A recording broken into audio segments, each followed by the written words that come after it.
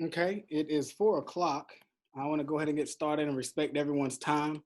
Um, want to respect everyone's time, and I want to go ahead and looks like some people are in the waiting room. Let me admit those people, as well as see if I can get with Miss Meekins or let's get Miss McGill. Miss McGill, are you in the meeting? I'm here. Okay. Do you have if I could share rights with you until you start your part where you can admit people and I can go ahead and get started That's fine. as they pop up in the waiting room. So let me make you a co-host, and then if you could go ahead and let people into the meeting as they arrive, and I will go ahead and get started. First of all, we want to thank everybody for your time. Thank you for your commitment to your students. Thank you for a great start to the school year. We're so excited about the school year. Everything's kind of settling down, and everything's getting in place. Trying to do two screens here. I don't want to miss any information. So, parents, we just want to thank you, and I have some visitors or some co-presenters today that just want to share some information with you guys as we start this school year off the right way and get going. Because by now, all classes are pretty much scheduled. The everything's being balanced out as far as when comes to who's on A day, who's on B day, which students are online, as well as which students, what time their Zoom sessions start, and finding those links. East Hope Middle School is a Title I school. I always want to share that every time we have a meeting. Um, Parents, this meeting is going to be recorded. It's going to be posted to our website for a couple of weeks until we do another parent meeting. But we want to keep the lines of communication open this year. Any questions that you guys have, definitely put them in the chat and we'll field those questions. Ms. Meekins will read off the chat questions shortly. The focus of this meeting is really on the virtual environment. Everything's kind of settling down. We do have over 400 students that are on 100% online, but we do have about 310 that actually come to the building. We have 310 students that come to the building, not all at one time. They come we have about 150 on Tuesday, Thursday. We have about 160 on Monday, Wednesday. So it's really quiet around here. When you spread out 160 students in the building, and a building usually has about 800 middle schoolers, it's just really quiet. But we are getting adjusted. The classes are not full. We have the teachers where they're half of the teachers are teaching online. Well, actually, everyone teaches online, but during the day, every other classroom is an online class going on. Every other classroom is a face-to-face class going on. With that being said, parents, whenever you can't get connected online, so whenever we have issues, and that's was kind of the focus of this parent meeting tonight, is to kind of work through some of the issues that we noticed within the first 10 days of school, so we can have a clear grasp on what's going on. But if a teacher is not able to be reached, let's say there's Zoom issues, you can call the office, but don't expect to talk to the teachers because, like we're saying, even though they're remote and they're doing online teaching, they are teaching. That's kind of the point we're trying to make, is that teachers can only be reached during their planning periods. If there's a Zoom time scheduled, that time is dedicated to your students. What we are noticing is that with the influx of the number of students that we have online, what we're doing is the teachers that some teachers are just handling it real well, feeling comfortable with it, but we're going to try our best to relieve some stress from teachers by making it available for a remote, an A day, B day schedule for our online students. Parents, you will be contacted if this impacts your child. So what happened before is that once we were changing schedules, all changes don't directly involve or impact all students. So what happens is we won't continue to send the mass emails, the mass phone call that I send out. Sometimes it doesn't necessarily involve all the parents. So parents are like, why am I getting this message? It's just there's so many kids that we're hitting with these messages for different purposes. So everything's kind of settling down right now. But if you are going to be impacted by the A Day, B Day, because I know for sure it might impact some of the sixth grade, only the 100% online.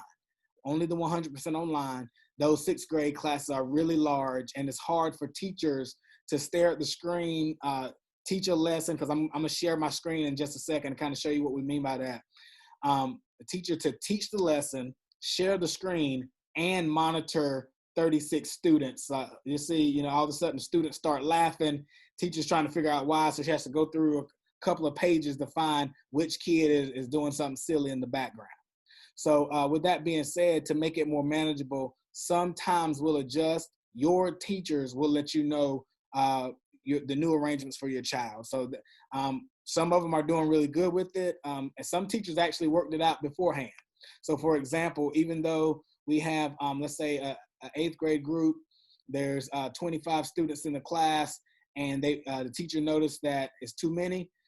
She might do 15. Let's say the class normally starts at 9 o'clock a.m. She might do 15 at 9 and then catch the other 10 at 9:30. Because usually the actual lesson is usually about 20-minute lesson, 30-minute lesson. The rest of the time spent in class is independent work. So to transition forward with this, parents, we need your help in making sure your children do their work. It's very important. I know the part about logging on is happening, and I really appreciate all parents and all the effort that's going forth in making sure your children are logging on, showing up to the Zooms, because I know if a teacher is 1 minute late, the phone rings up at the front desk, and parents are saying, hey, where's the teacher? What's going on? My child's trying to get in class. That part's working perfect. The other side of that is doing the schoolwork that goes with it. That's going to be really critical this year with the attendance and grades. The state's not doing a whole lot of waivers. I know that when we had a situation back in March, what I've been sharing all summer is back in March, it was an emergency. It was an emergency. We tried to pull what we could together. But at this time, we've had 4 months to plan. And after those 4 months, we're over planning. We've been tweaking it every single week, every single day. We're tweaking it to get a better product and have a more effective educational experience for your child. So it's not only the nature that your child gets logged in, but making sure that those assignments get turned in as well. So we're also putting together a Canvas video for parents.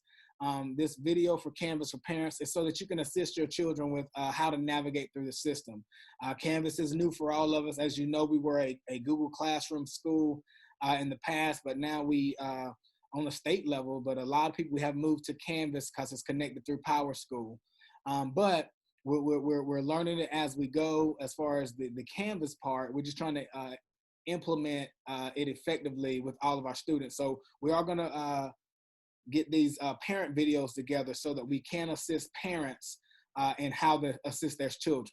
So that's kind of a big part. That's some of the questions I get with parents that are diligently working with their children and they're having some difficulty working through Canvas.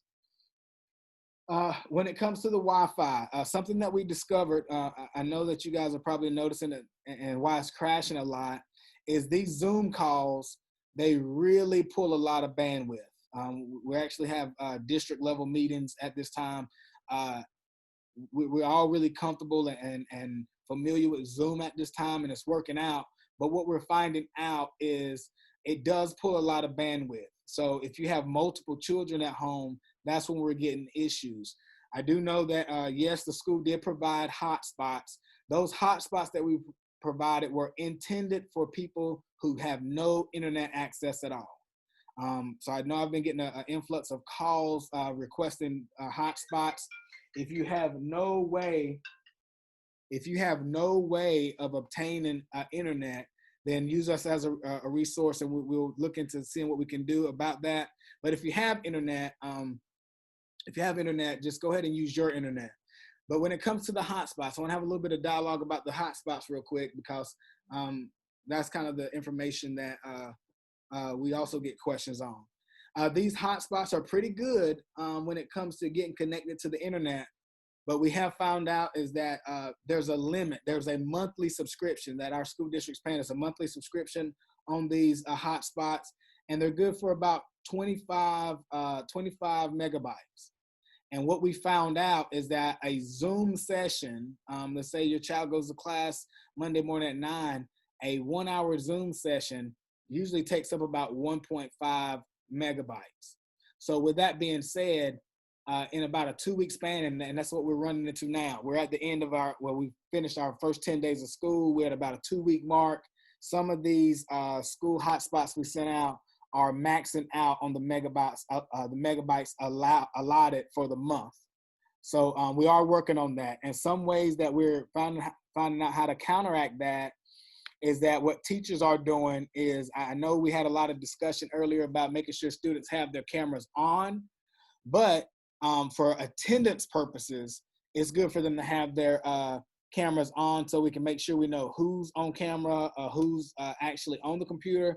But it is now acceptable for after attendance to just turn their screen off, but continue to stay on the Zoom call. Not exit out, just turn off the screen. I'll give you a quick example. You guys can still hear me just fine. All I did was put a still picture up there. I turned off my camera, and the amount of bandwidth that I'm saving is tremendous compared to when I'm actually running a live video. So we are working through some kinks. There are some teachers that's been selected in our building. We're lucky to get selected to do a pilot program. There's another website that we already pay for. It's our monitoring website of GoGuardian. We do have some teachers are transitioning to use the GoGuardian feature that's like this. It's really the same feature, it's just a different company.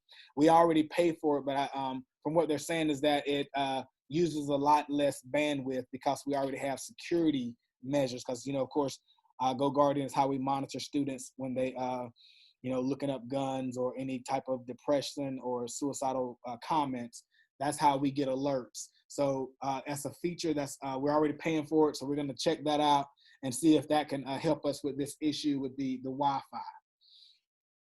Real quick, I'm gonna talk about some Zoom etiquette, parents. If you could help us out with Zoom etiquette. And what we mean by this is for students that are remote online every day, it's very critical that they get a workspace, whether it's the kitchen table, whether it's in their bedroom, whether it's the same location every day, because we want them to get the feeling that they are at school. We do have some students that are really relaxed. I mean, they'll get on the Zoom, but they're still laying in the bed. They don't get dressed for school. Let's put on some clothes. Let's undo the hair wrap and all that kind of stuff. And let's go ahead and get prepared for an educational environment, because the rest of this meeting is going to be about testing, and we are going to test this year. The state has not given us a waiver for testing, and we need these standards and concepts to be covered. And the way that we get our feedback to know if we're covering it is that students can give us that feedback, whether it's an oral feedback with discussion or the homework assignments that they submit. So that's going to be critical. Also with Zoom etiquette, just kind of like background noise, where students know to keep their microphones muted until it's time for them to speak. Not laughing and playing in the background. Even the background. Sometimes we have younger siblings running through the background. Those things are distractions to the class. They really are, and it does impact what goes on with other students. Also, even parents. Parents can be a distraction to the classroom setting when it's on Zoom.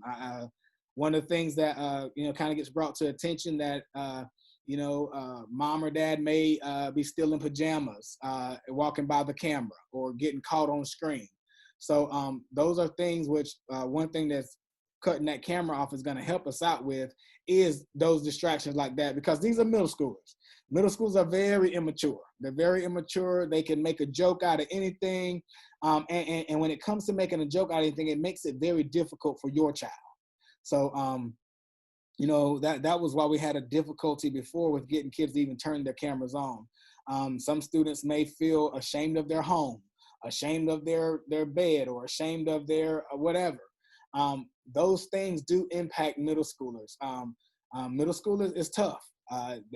Students try to fit in, and students sometimes feel like if I can get these students to laugh at my joke, then I'm accepted. I'm cool. All of them look for a sense of belonging, and we don't want to make a difficult situation for another student because one student's trying to be mean. And I just want to kind of throw that out there when it comes to Zoom etiquette. But definitely, we want to get our students up and dressed and ready for school in a learning environment, and just like they're at school. And then as far as, the background noise and what's seen on the background, it does distract the lessons. So with that being said, I'm going to get ready to kind of shift to Ms. McGill. We have testing going on. So one of the things about testing, whether you're an HCS online parent, or if you are a A-Day, B-Day parent where your child does remote learning every other day online, all students will test from home next week on one day or the other. The way this testing schedule is going to be set up, all students will test from home, and we need parents' help in making this successful. That's what the rest of the presentation is about. Please make sure you post your questions that you have in the chat, and we will cover those questions at the given time. So I'm going to go ahead and share my screen, and we'll go from there. Ms. McGill, I'm going to share my screen, and I'm ready when you are. Okay, thanks. Good afternoon, everyone. Thank you, Mr. Covington. So today we're going to talk about our benchmark pre-assessments that we have. Next screen, Mr. Covington. Okay, so some of the things we will discuss during this presentation is the purpose for our benchmarks, the administration dates and times, the assessment platform that the students will use to take the benchmarks, how the students will take the assessment, the testing accommodations for our identified students, testing materials and resources, critical information that you as the parent will need to know to help your child be successful, as well as we have an opportunity for you to ask questions. Okay, so the purpose of our benchmarks are, so our benchmarks will mirror the end of grade assessments for 6th, 7th, and 8th grade ELA, 6th, 7th grade math, 8th grade math 1, and 8th grade science. And the benchmarks are comprehensive. We do the pre-assessments not to get a grade from the students, but it is to help our teachers plan personalized lessons and differentiate those lessons according to the needs of your child. So our benchmarks will be taking place on next Tuesday, Wednesday, and Thursday. Tuesday, we're going to do our reading pre-assessment. And if your child is face-to-face on a day, they will be home taking that assessment. Our B-Day students will be in the building. Wednesday, we're going to do our math pre-assessment. A-Day students will be in the building. B-Day students will be home. And on Thursday, it will only affect 8th grade because they will be doing the science pre-assessment. Science, 8th grade science is an end of grade assessment course. So therefore, we do the science because it is also a gateway year. 8th grade is that gateway year to high school. I will tell you all of our assessments will be open at 9:00 a.m. and they will close each day by 2 p.m. So it is imperative that your child is up, ready to start testing at 9 a.m. when that assessment opens, and they have to have it submitted no later than 2 p.m. Once that assessment is closed, students will not have access to submit their assessment. So please make sure that they understand from 9 to 2, the assessment will be open. And once it closes, students do not have that access to submit their assessments that day. Okay, Mr. Covington? Okay, so our platform. So all middle school students will utilize SchoolNet. It is part of our My NC Ed Cloud or Rapid Identity. SchoolNet is a familiar platform, so that's what we will use for all benchmark assessments throughout the school year. Students will access SchoolNet by going to my.ncedcloud.org. Which is our rapid identity website, and then they're going to click on the SchoolNet icon. Instructions will be provided for students to log in, give them instructions about the test code and all of that, and I'll go over that in just a moment. But we are using SchoolNet as our testing platform. If your student has been in Hope County prior to the beginning of this year, they have used SchoolNet in elementary school or in middle school to take an assessment before. So SchoolNet is not an unfamiliar platform for our students. It is a familiar platform. If your child is new to Hope County, at this point, they should have gone to the myncedcloud.org website, and they should have claimed their account. And in claiming their account, they should see that SchoolNet icon. If they could get into Canvas, they could get into SchoolNet because it's housed in the Rapid Identity website. Okay, Mr. Covington? Okay, so how will students take the assessment? Like Mr. Covington said, all middle school students will take at least one of their benchmarks at home. So for our A-Day students, their reading, and if they're 8th grade, their science assessments will be completed online from home. Math assessments on Wednesday will be the only assessment the students who are A-Day students will take at school. Our B-Day students, they will do the math, the reading, and the 8th grade science at school. They will do the math assessment at home on Wednesday. And then our Hoke online students, they will do all of their assessments online from home. And this presentation will be posted, so you'll have access to go back and look at this. I apologize. This recording will be posted, so you'll have access to go back and look at it. So that's a breakdown for all of our students, either A-Day, B-Day, or Hoke Online students, and when they will be testing at home and when they'll be testing at school. So how will the students actually take the test? For our A and B-Day students with face-to-face instruction for teachers, one of those tests will be at home, the other one will be at school. So if they are at school, the teacher will read the script to them according to the Hope County assessment manual and provide them instructions via the script. And then they will take their assessment via SchoolNet. The teacher will also administer the assessments to their homeroom classes on those designated days. So if your student comes to a school on Monday and Wednesday or Tuesday and Thursday, then one of their tests will be at school. At least one of their tests will be taken at school, and the teacher will be the facilitator of that assessment.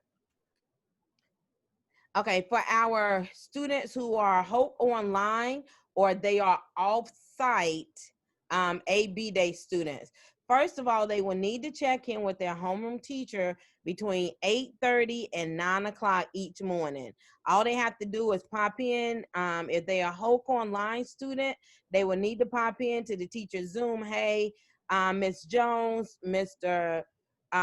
Lewis, hey, I'm here. I'm getting ready to prepare for my test. So they're just checking in with the teacher during those days. I will add, the teacher may reinforce directions and ensure that students have the necessary materials. So during those testing days, the teacher may say, hey, do you have any questions about the directions? Okay, let me explain this to you. Or they may ask, do you have everything you need to take the test? And we'll get to the directions and the materials in just a moment. The students will read the benchmark directions provided to them. After they check in, they will be provided an opportunity to exit the Zoom with the teacher and read the directions themselves. And those directions will be posted on the school's webpage the day prior to each assessment. So our first assessment is Tuesday. So between Sunday and Monday, those directions for the reading assessment will be posted on East Hope Middle School's website. That way the students can review those directions ahead of time, before testing starts. The morning of, basically what they should be doing is just going back over to make sure they clearly understand what the directions is telling them to do. So how would they take the assessment for our off-site students and our Hoke Online students? Mr. Covington, can you click 6th grade for me, please?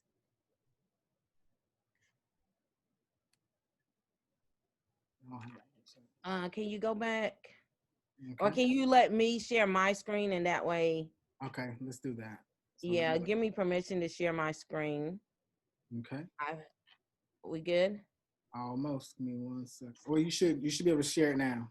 Okay, cool. And I'll just pull up the presentation.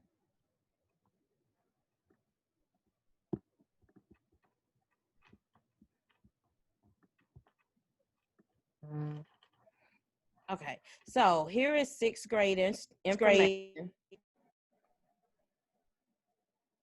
So this is the information that would be posted on the website, for your students. It gives them the benchmark instructions.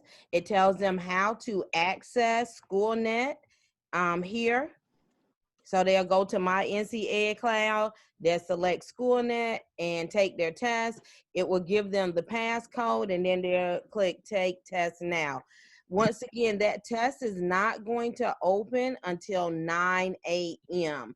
So if your baby is that student who's eager and ready at 8:45, and he or she is sitting in front of that computer and they're like, Mommy, the test isn't open, please help them understand it is not going to open until 9 o'clock.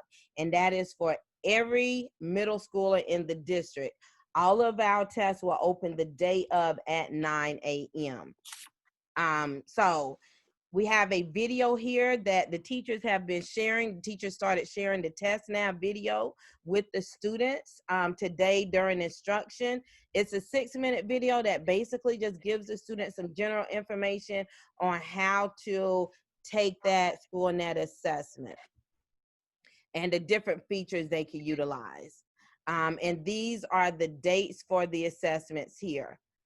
And this is how 6th, 7th, and 8th grade instructions and directions is set up. So when we scroll down, on Tuesday, they'll be doing the English Language Arts assessment. It tells the students the materials they need to have before they start. It gives them the test code here. So this is the test code that they will input in the computer where it says test code here. This is the code they will put in there. It tells them about their access from 9 to 2. Testing will not begin till 9 o'clock. It tells them about how much time it will take them to take the test. So students should generally need about 2 hours and a half to complete the test. However, they have up to 4 hours to take that test. And we wanted the test to mirror what they would get on the end of grade assessment. Students will have 4 hours on the end of grade assessment. So that's why they have a maximum of 2 hours and 40 minutes, which will also include their 2 breaks, as well as if they need to stop, use the restroom, or if they have accommodations. And that part is here. They need to take a 2-minute break after every 60 minutes of the test. That means just stand, stretch, relax, whatever they need to take a mental break, and then go back to the test. Because if the child is at home taking the test, they do not have to pause the test to go to the restroom or during their breaks. So they do not need to pause the test during that time. They just will not submit until they're finished. And then it has like Wednesday's assessment as well. Same information, the materials, the testing code, testing access, the time for testing. With the math, it actually tells them first 15 questions are calculated inactive. From 16 to 44 is calculator active, and it tells them when to utilize the calculator. The calculator they're going to use is the Desmos online calculator, and I'll show you all that in just a moment. It talks about the break and pausing the test as well.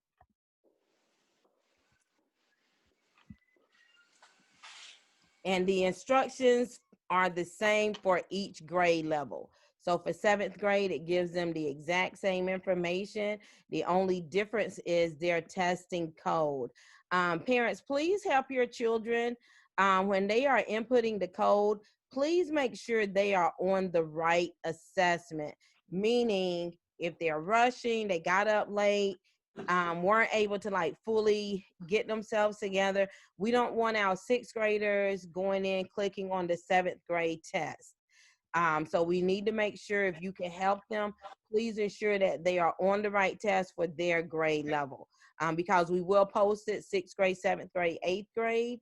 And that way they just need to select their particular grade level. And 8th grade, like I said, all 3 have the same direction, same information. 8th grade just has the science added to theirs, which is going to be Thursday. Okay. All right. Okay, Mr. I'm sure. So for those students who have testing accommodations according to their IEP, their individualized education plan, their English language plan, or their 504 plan, we have gone in, the EC teacher, the EL teacher, or the social worker, we have gone in and we have added their accommodations already. So we did that last week, so that they will get the same accommodations they would get on the state assessment. So if your child has one of those 3 plans and they get read aloud, then here where it says text to speech, we have already put that information in for your child. If your child has extended time, right here where it says extra testing time, we have put in the percentages. So if it was 30 minutes extended time, then they get 13% of that time. If it's 60 minutes, they get 25%. And if it's, I think that was it. I think those the only 2 we had, 30 minutes and 60 minutes. But we did put those percentages in so that your child, the test would automatically give them that percentage of time, or those extra minutes for their assessment. Now, the test is open. They have a max of 4 hours, so they don't have to focus on, I get 30 extra minutes and I still have 10 problems to do, and it's taking me more than 3 minutes to solve each problem. We put this in because according to the state guidelines, we have to make sure we're giving the students these accommodations. If they need extra time, they have that 240 minutes, which is 4 hours to complete their assessment. So it's automatically built in.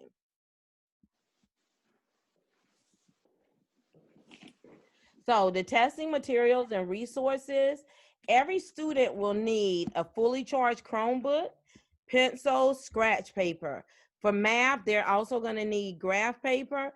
And for 8th grade science, they're going to need the periodic table. And the graph paper is here. So it is just the standard state graph paper, and the periodic table. We've actually we added that. So it's the standard periodic table. However, with the testing resources, all students have been trained on using the Desmos calculator. So for 6th and 7th grade, they're going to use the scientific calculator where they can actually input their information, and it will give them the answer. Okay.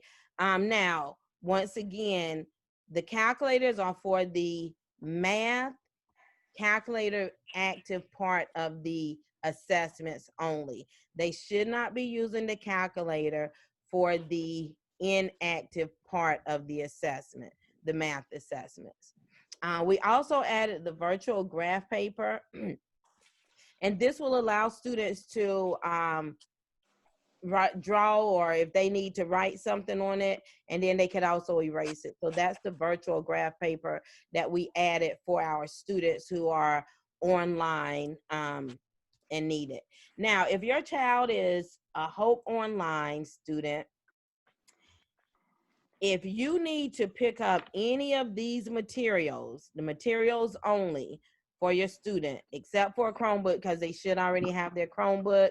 But if you need to pick up scratch paper, graph paper, or periodic table, beginning tomorrow, you can stop by the front office, that window there, and pick up those materials. They will be ready. All you have to do is let Ms. Barnick know, hey, I need testing materials for a sixth grader, and she will provide those for you.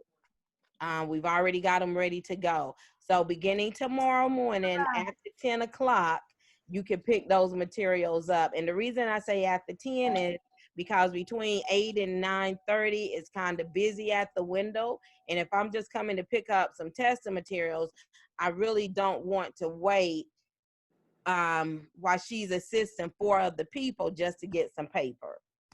Okay, so after 10 o'clock, please feel free, if your child needs the paper materials, the scratch paper, the graph paper, or the periodic table, that those materials will be available for you to pick up.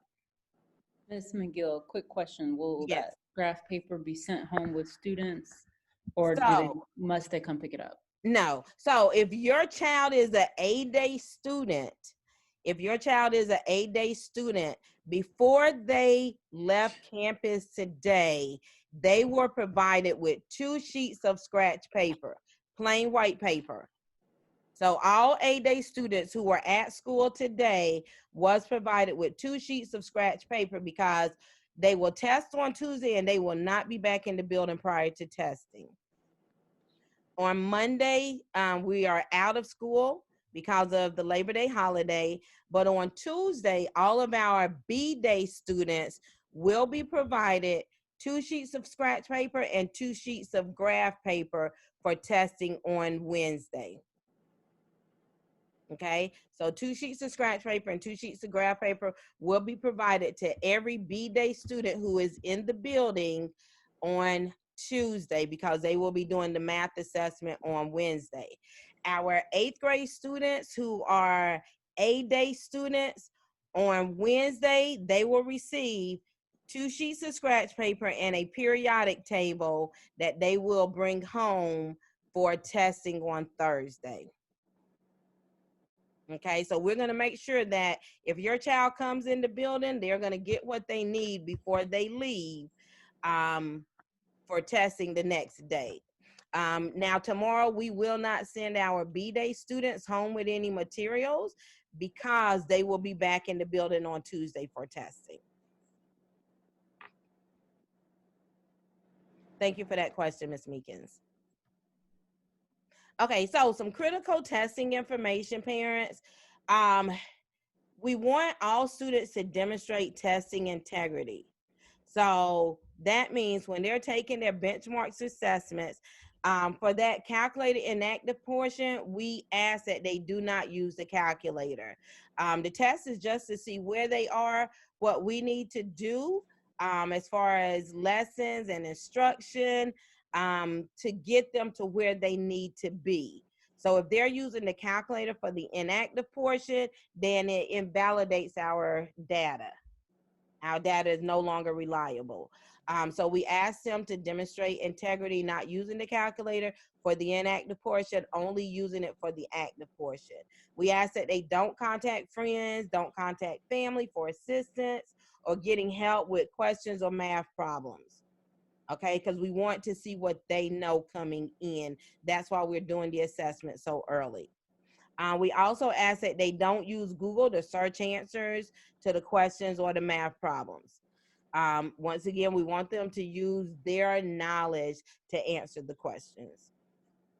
In preparation for testing, we want our students to ensure they get plenty of rest the night before the test, eat a good breakfast on the morning of, have their device charged, and have all materials they need on hand. Students should not be eating during test administration. It's just like if they were in school, they would not be permitted to eat while they're taking the test. We ask they eat before they take the test. Okay, testing times, all of the assessments should be about 2.5 hours. However, the students do have a maximum of 4 hours to complete the test. And that is the same as the amount of time they will get on the state assessment. This 4 hour window includes their breaks, any extended time, any multiple test sessions, any accommodations that they need as identified students is all included in that testing times. And parents, we just ask you to encourage your students to take their time and do their best on each of their assessments. Like I said before, we want to see what they know coming in to the current grade level. And so we just ask that they do their best.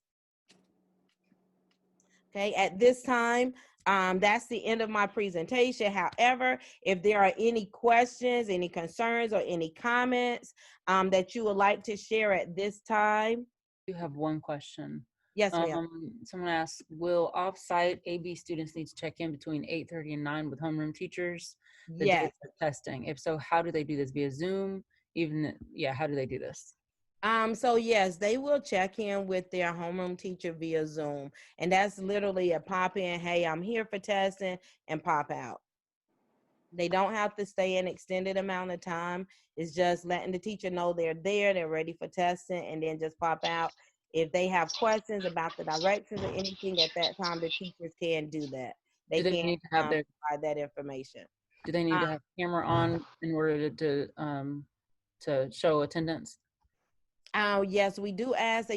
Because it's only like a pop in and pop out, they do need to show the teacher that they are there. So we just ask they have their camera on.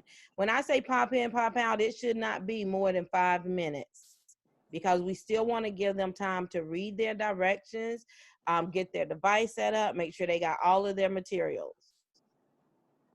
Okay, and hold on, Ms. Mickens, before we do the next question. Of course, go ahead and gather the questions. I've seen that you've been kind of answering them as we go, and I appreciate that, everyone. But I do want to say a few things. I didn't want to interrupt Ms. McGill while she was doing her presentation. However, I do want to cover a few things. So teachers have been practicing with students. So some of the lessons have been around how to navigate through SchoolNet, and how to navigate for testing. Also, so these students know these things. I know that Ms. McGill was talking about the testing parameters when it comes to calculator active and calculator inactive. So as a parent, I would probably be asking the question, how will I know when it's calculator active or inactive? Well, on the SchoolNet assessments, usually there's a little picture of a calculator on the screen. When the students can use a calculator, there's a picture of a calculator. When students are not supposed to be using the Desmos calculator, then there's a calculator with like the little circle and the X through it, meaning do not use a calculator. But students know this. If the students have been with Hope County Schools for any period of time, this is normal testing.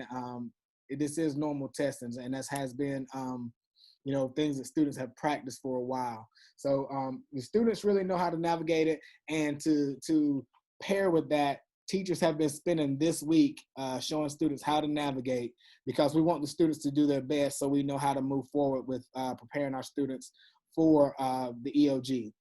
Also, coming up, in October, we'll be doing a state benchmark. They're called the NC check-ins. So with that being said, we'll have a more secure test that will be given from the state, and students are going to be required to do it.